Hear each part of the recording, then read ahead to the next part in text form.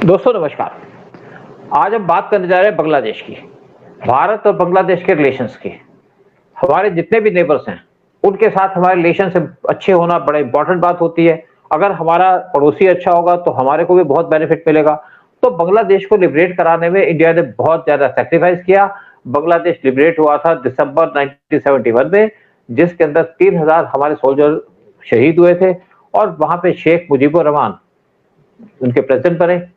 उनको हमने पाकिस्तान की जेल से छुड़वाया भी और उसके बाद हमारे रिलेशन अच्छे रहे। लेकिन 15 अगस्त 1971 में, लेकिन 15 अगस्त निकाल दूंगा, लेकिन 15 अगस्त 1975 में उनका मर्डर कर दिया गया जिहादियों के द्वारा, उनके देश के आर्मी के लोगों के द्वारा, पाकिस्तान की आईएसआई के सपोर्ट में।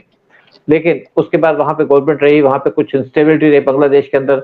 लेकिन उसके बाद और वहां का जो एटीट्यूड था टोटली एंटी इंडिया था। उसके बाद शेख हसीना पावर में आई, शायद 2009 के आसपास आई, और तब से इंडिया और बांग्लादेश के रिलेशन दोबारा से नॉर्मल हो गए। लेकिन शेख हसीना को पावर से हटा दिया यूएस की डीप स्टेट ने। 5 अगस्त 2024 में मोहम्मद यूनिस वहां के केयरटेकर प्राइम मिनिस्टर प्रेसिडेंट बने और वो काम करते रहे डीप स्टेट के इशारे पे, और इंडिया के खिलाफ उन्होंने बहुत सा प्रोपेगेंडा भी किया, दोनों कंट्री रिलेशन को टोटल तरीके से डिस्ट्रॉय कर दिया। उसके बाद वहां पे इलेक्शंस हुए और बांग्लादेश के प्राइम मिनिस्टर बने तारिक रहमान फरवरी 17 2026 को।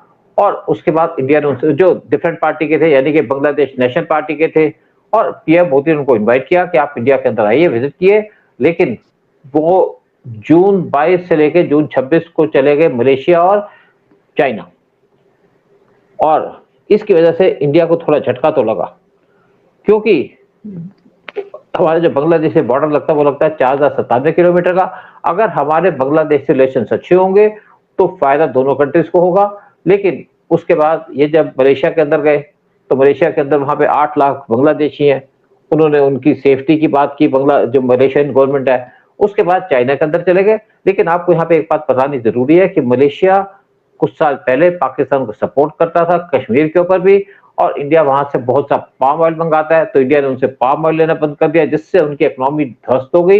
लेकिन आज दोबारा जो बीएनपी के प्राइम मिनिस्टर बांग्लादेश गए, वो गए हैं मलेशिया के अंदर, चाइना जा रहे हैं। उसके बाद इनके पाकिस्तान के साथ जिस तरीके से सिस्टम पे रिलेशन चल रहे हैं, यहाँ पे हमारी जो गवर्नमेंट है वो सोच रही है कि यहाँ पे एक एक्सिस बन रहा है पाकिस्तान, बांग्लादेश, चाइना और साथ में मलेशिया, जिससे इंडिया को खतरा हो सकता है।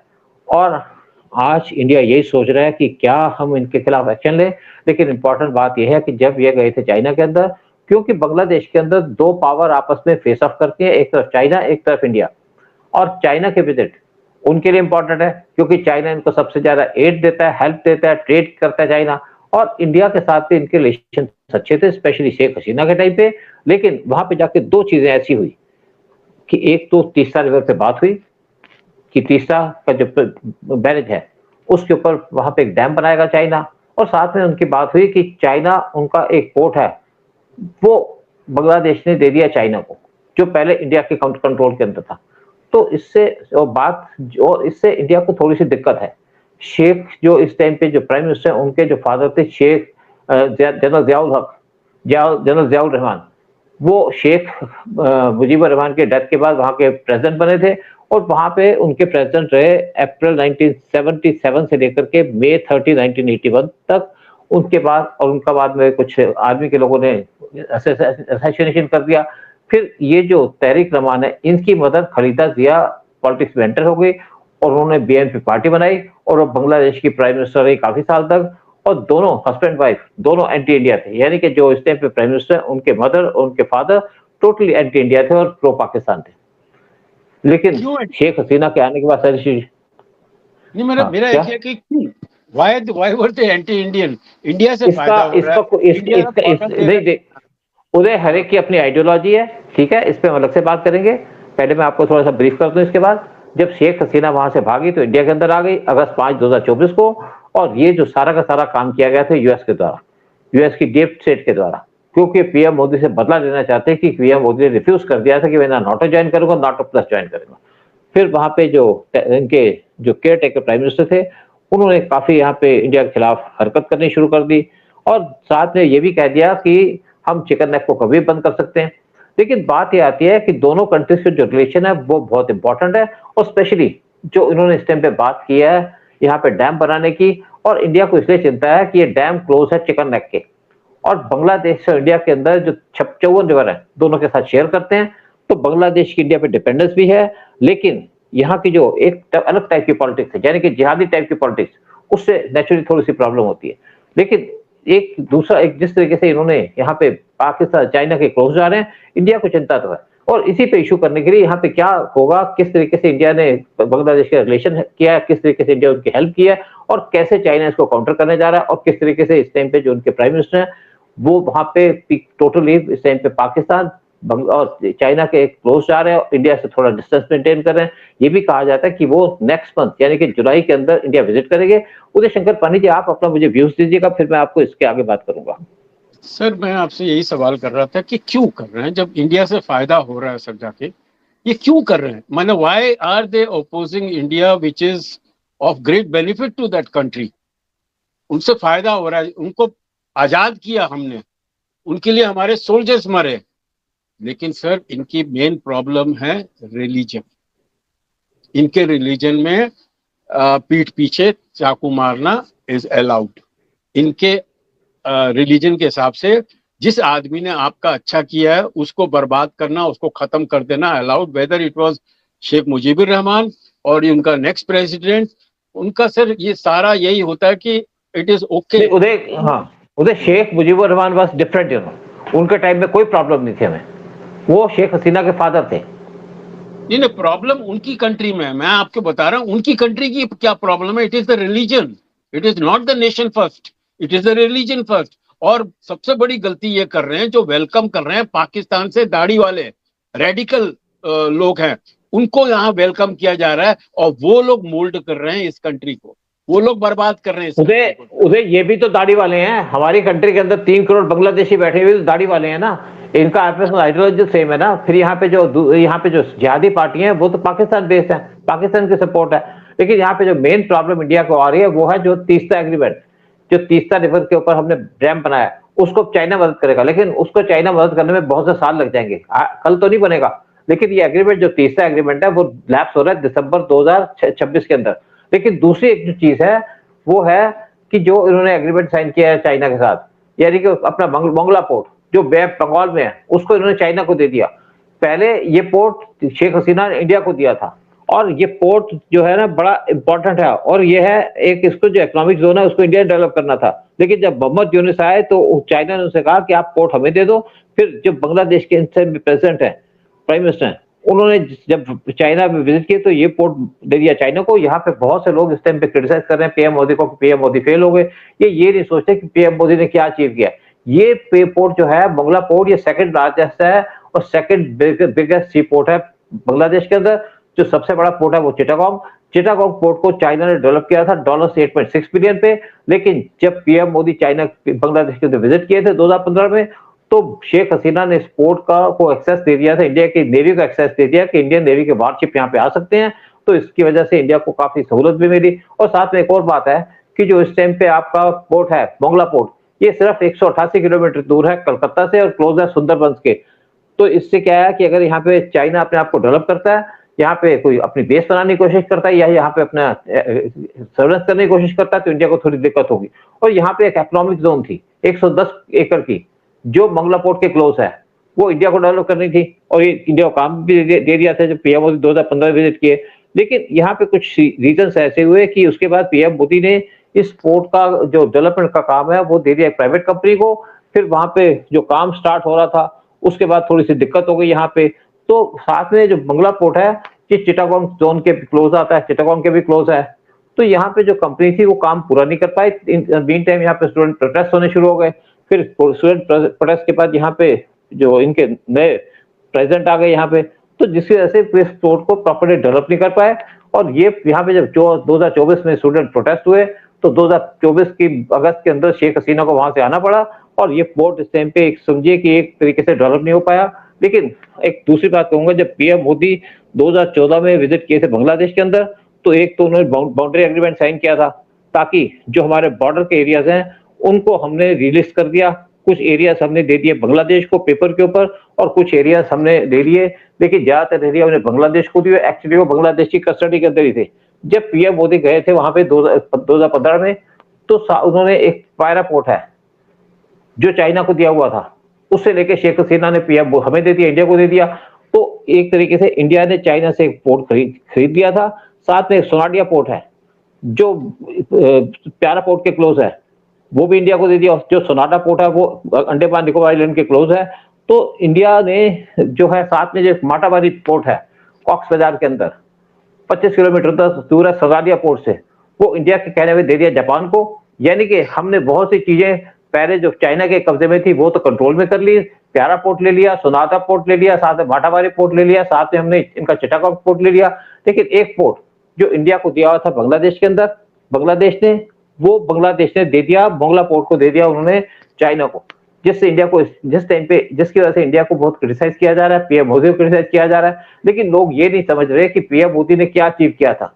और जब यहाँ पे शेख हसीना की गवर्नमेंट थी तो उस टाइम पे यहाँ पे मनमोहन सिंह की गवर्नमेंट थी, लेकिन मनमोहन सिंह ने कोई भी कनेक्शन नहीं मेंटेन किया शेख हसीना के साथ, जिस वजह से शेख हसीना पूरी तरह से चाइना क्लोज चली गई थी और इसीलिए उन्होंने जो चिटागोंग पोर्ट वो चाइना को दे दिया था। लेकिन जब पीएम मोदी पावर में आए तो उन्होंने अपने जो स्वेरिंग इन सेरेमनी थी वहां पे बुलाया था शेख हसीना को, लेकिन उस टाइम पे कुछ बिजी होने की वजह से वो आ नहीं पाई। लेकिन उसके बाद जब पीएम मोदी 2015 में गए थे बांग्लादेश के अंदर, तो जो हमारे बहुत से पेंडिंग एग्रीमेंट थे, यानी कि जो हमारा बॉर्डर एग्रीमेंट था जो 1974 से पेंडिंग था, उसको भी उन्होंने इंप्लीमेंट कर दिया, साथ में बॉर्डर की फेंसिंग स्टार्ट कर दी। लेकिन जो हमारी ममता दीदी थी, उनकी वजह से ये जो बॉर्डर की फेंसिंग पूरी हो नहीं पाई। और ममता जो उनके जमाते इस्लामी पार्टी है या जो मिलिटेंट्स है उनको पैसा भी देती, सपोर्ट करती थी कि आप शेख हसीना के खिलाफ खड़े हुई, उनके खिलाफ प्रोटेस्ट करिए। और जो यहाँ पे प्रोटेस्ट हुए थे वहां पे 3 पार्टियां इन्वॉल्व थी। एक तो पाकिस्तान की आईएसआई, दूसरी थी आपकी सीआईए या डीप स्टेट, तीसरी थी ममता बनर्जी, जिस वजह से शेख हसीना को भागना पड़ा वहां से।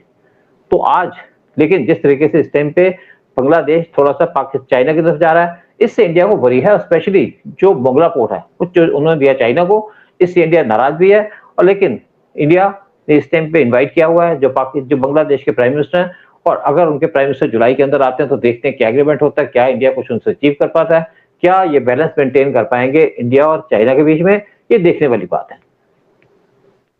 Anyway, sir, yes, we had a nice discussion. आपने अच्छा इंफॉर्मेशन दिया कि बट वही मैं दोबारा एक की बात को रिपीट करूंगा कि problem with Bangladesh is that they have become too radicalised. अभी पीछे इससे पहले वो बिजनेस देखते थे, उनका कॉटन का बिजनेस बहुत ज्यादा काफी अच्छा चल रहा था, वर्ल्ड ओवर उन्होंने पकड़ा, और उनका जो लेबर है वो पूरा दुनिया में फैला हुआ है। और वो they behave like Indian, they call themselves Indian. जब लंदन में जाएं तो हर रेस्टोरेंट के अंदर आपको हिंदुस्तानी मिलेंगे, लेकिन उनको ध्यान से आप बात करेंगे तो पता लगेगा वो हिंदुस्तानी नहीं है, Bangladeshi. So their economy was going well, लेकिन because of radicalized, because of religion, वो कंट्री वापस जाके वहीं जा रही है जहां ईरान गई, जहां इराक गया आज, जहां सीरिया गई आके, दे आर डिस्ट्रॉइंग देमसेल्फ। उदय, मैं आपको फिर एक बात यहाँ पे आपसे डिसएग्री करूंगा। अगर ईरान को आपने रेडिकलाइज किया तो किसने किया? अमेरिका ने। अगर आपने इराक को डिस्ट्रॉय किया तो किसने किया? अमेरिका ने। अगर सद्दाम हुसैन वहां पे तब तो रेडिकलाइजेशन नहीं थी। जब इवन अगर आप बात करते हैं सीरिया की, सीरिया के अंदर भी एक सिचुएशन नहीं थी। सीरिया को रेडिकलाइज करने के लिए 2 पावर्स हैं, एक तरफ टर्की और एक तरफ है अमेरिका। और यहाँ पे अगर आप बांग्लादेश की बात करो तो नहीं, अगर बांग्लादेश की बात, सॉरी एक सेकंड मैं कंप्लीट कर लूं। क्या अमेरिका को पसंद ही नहीं कि कोई सर उठा के चले? उसका एक ही प्रिंसिपल है कि लोगों को नीचे खींचो तो हम ऊपर जाएंगे। वो यही कर रहा है, वो सारे कंट्रीज के साथ यही कर रहा है। और अभी बांग्लादेश को भी सर देखिए धीरे धीरे वो बर्बाद कर देंगे बिल्कुल, जाके रेडिकलाइज यहाँ पर। उदय, बेसिकली देखो अगर बांग्लादेश बर्बाद होता है तो यूएस को फर्क नहीं पड़ता, फर्क पड़ता है हिंदुस्तान को, क्योंकि हमारी उससे बाउंड्री लगती है 4097 किलोमीटर की, और बांग्लादेश के 3 तरफ इंडिया है, एक तरफ सी है। अगर बांग्लादेश के अंदर चाइना की एंट्री होती है तो इंडिया के लिए कंसर्न है, क्योंकि चाइना का सी ऑफ स्ट्रिंग ऑफ पर्ल्स वो हमारे लिए दिक्कत की बात है। और अगर मंगला पोर्ट उनके पास आया तो चाइना हमें दिक्कत कर सकता है। लेकिन इसको काउंटर करने के लिए पीएम मोदी ने एक स्टेप लिया। पीएम मोदी सेशल्स गए थे। सेशल्स का जो एग्जम्पशन पोर्ट है उसको इंडिया ने अपने कब्जे में कर लिया, यहाँ पे हमारी बेस बनेगी। दूसरा एक और बात हो रही है कि पीएम मोदी 6 जुलाई को जा रहे हैं इंडोनेशिया के अंदर। इंडोनेशिया भी बहुत क्लोज है बांग्लादेश के और इंडिया के भी, और ये क्लोज है अंडमान निकोबार आइलैंड के साथ में। जो मलक्का स्टेट है वहां से इनकी आइलैंड बहुत क्लोज पड़ती है, तो वहां का एक सोनाडा पोर्ट है जो इंडोनेशिया ने एग्री कर लिया कि इंडिया को दे देगा। ये एग्रीमेंट हुआ था 2018 में, और पीएम मोदी इस टाइम पे जा रहे हैं उनसे बात करने के लिए कि जो सनारा पोर्ट है उसको इंडिया को हैंड ओवर कर दो। और आपको एक और बात बता दूं, इंडोनेशिया मुस्लिम कंट्री है और काफी क्लोज थी पाकिस्तान के 1965 के वॉर के टाइम में, लेकिन आज इंडोनेशिया इंडिया क्लोज है। आपको पता होगा कि जब हमारा आपके इंडिपेंडेंस डे के अंदर, जब 26 जनवरी के अंदर इंडोनेशिया के प्रेसिडेंट इंडिया के अंदर विजिट किए थे, और वो चीफ गेस्ट थे आपके जो 26 जनवरी का फंक्शन होता है यानी कि रिपब्लिक डे के फंक्शन के अंदर। और उनका प्लान था कि वो पाकिस्तान जाएंगे, लेकिन इंडिया ने मना कर दिया कि आप पाकिस्तान नहीं जाएंगे, आपको अलग विजिट करनी पड़ेगी, तो मान गए।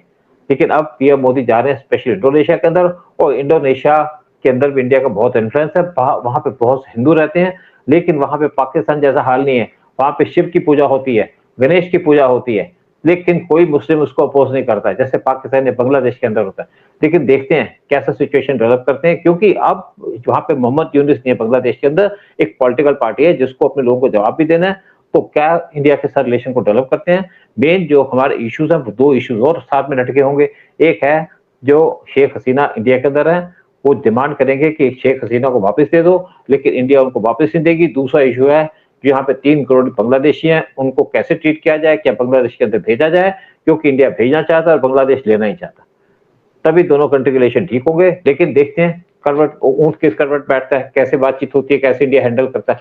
लेकिन इस टाइम पे जो इंडिया के नए हाई कमिश्नर भेजे हैं बांग्लादेश के अंदर, उनको रैंक दिया मिनिस्टर का, ताकि उनको पावर ज्यादा दे दी है कि ताकि डिसीजन ले पाए। देखते हैं किस तरीके से मोदी हैंडल करते हैं, किस तरीके से अजीत डोभाल हैंडल करते हैं, किस तरीके से जयशंकर हैंडल करते हैं बांग्लादेश को, और किस तरीके से चाइना को न्यूट्रलाइज करते हैं।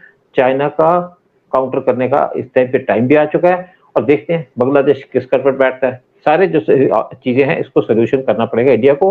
किस तरीके से हम सोल्यूशन करते हैं, किस तरीके से टैकल करते हैं, ये पीएम मोदी से बेटर कोई नहीं जानता।